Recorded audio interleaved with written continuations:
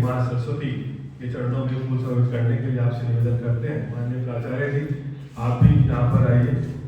और इन सब कार्यक्रमों के जो प्रेरणा स्रोत हैं, आपको भी विभिन्न पर्यावरण के क्षेत्र में कार्य करने पर प्राप्त हुआ है। राइट,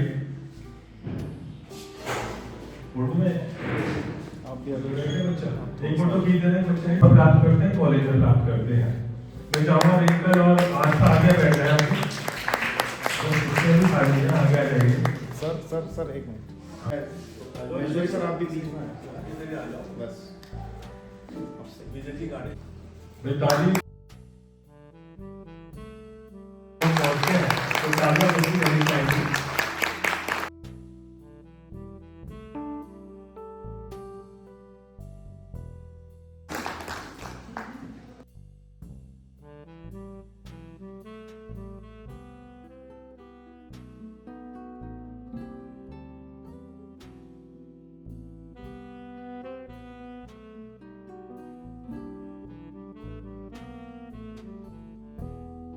आज हमारे बीच डॉक्टर एलन ठकुराल जी, जो साइंटिस्ट की हैं NIS से, वो मौजूद हैं और उनके द्वारा किए गए जितने भी कार्य हैं उनको समय समय पर सम्मानित भी किया गया है।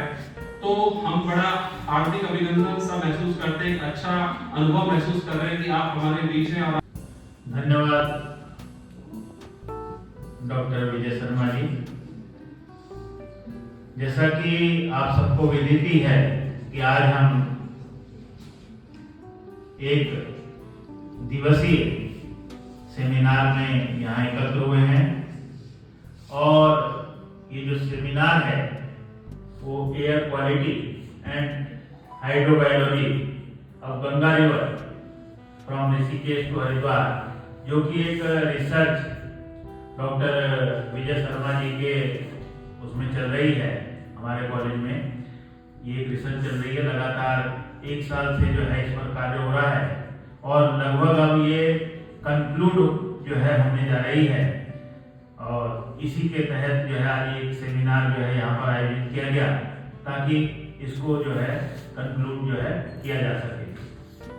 हमारे ले गए थे उन कावड़ों को वापस लेकर के आते हैं और फिर उसको उसी गंगा जी में या जो गंगा जी की सहायक नदियां हैं उनमें वो प्रवाहित करते हैं। तो एकदम से जो है करोड़ों की संख्या में जब कावड़ जो है गंगा जी में आएंगी या गंगा जी की सहायक नदियों में जाएंगी तो उससे कहीं ना कहीं उसका प्रभाव जो है, दुष्प्रभाव जो है बढ़ना आवश्यक है।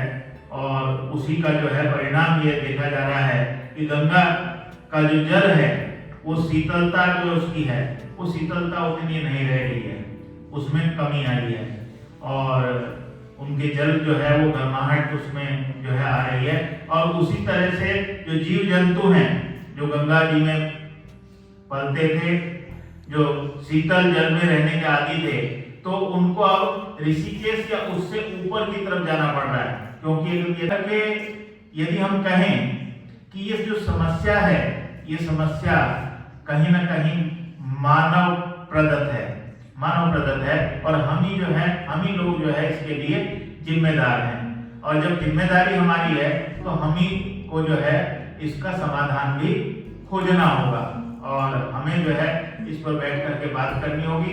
और केवल बात और चिंतन करने से ही काम नहीं चलना होगा, हमें उस पर उसको क्रियान्वित भी करना होगा, उस कार्य को करना भी होगा, ताकि जो गंगा हमारे को वर्षों पुरानी गंगा जिस तरह की थी उसी गंगा का स्वरूप जो है हमारे को जो है वो दिखाई दे और हम पुनः उसी गंगा माँ की उसी तरह से लगातार आराधना करते रहें। और एक बहुत बड़े शब्दों में यदि हम कहें, आज मैं सुबह न्यूज़पेपर में पढ़ रहा था 5000 गाड़ियां खड़ी हो जाएंगी, लेकिन क्या वो पर्याप्त रहेंगी?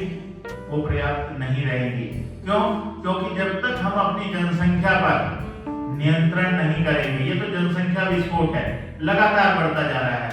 हम 145 करोड़ जो है भारतवासी हो गए हैं, लेकिन इसी तरह से इसी क्रम के अनुसार हम बढ़ते रहे क्योंकि चीन को भी हमने पछाड़ दिया है। समस्याएं उत्पन्न हो रही हैं, उन समस्याओं का सबसे बड़ा कारण जो है मैं समझता हूँ जनसंख्या विस्फोट है और हमारे को जनसंख्या विस्फोट पर भी जो है वो बात करनी होगी, क्योंकि जो हमारे नैसर्गिक साधन हैं, जो प्राकृतिक संसाधन हैं, वो सीमित हैं और जब हम उनका प्रयोग करेंगे तो आवश्यक है कि हमारे को इस बात पर भी विचार करना होगा कि जो जनसंख्या का इतना अधिक प्रसार हो रहा है या जनसंख्या का इतना अधिक विस्फोट हो रहा है, कहीं ना कहीं उसको भी नियंत्रित करना होगा। इसी के साथ मैं अपनी वाणी को विश्राम देना चाहूंगा और पुनः आपका ठुकराल साहब का अपने कॉलेज में यहाँ आने पर बहुत बहुत स्वागत और अभिनंदन करना चाहूंगा। धन्यवाद। आइए थैंक यू डॉक्टर विजय। सबसे पहले मैं एस के बत्रा जी का धन्यवाद करता हूँ जिन्होंने मुझे मौका दिया आप लोगों के बीच में इस टॉपिक पे बात करने का। डॉक्टर विजय का, डॉक्टर महेश्वरी जी का, आप सभी का बहुत धन्यवाद और respected faculty and students.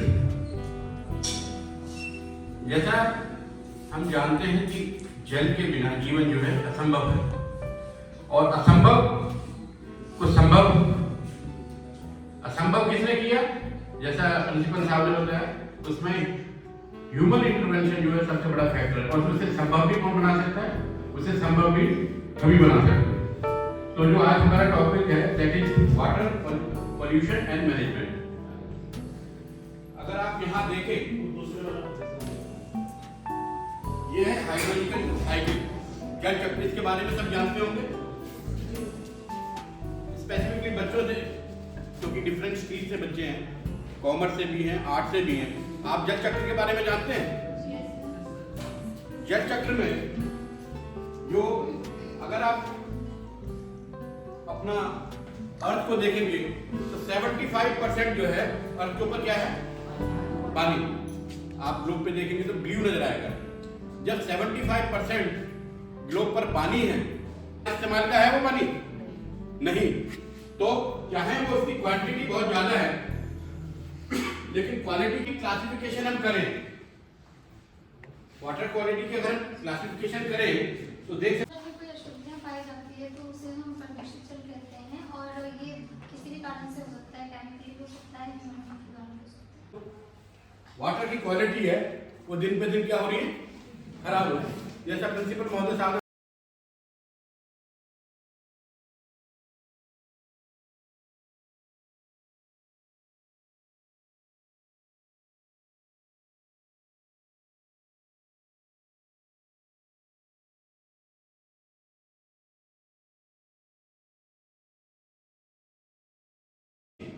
What is the situation of water body, जो हमारे जलाशय हैं उनकी स्थिति जो है इस लेवल तक पहुंच चुकी है।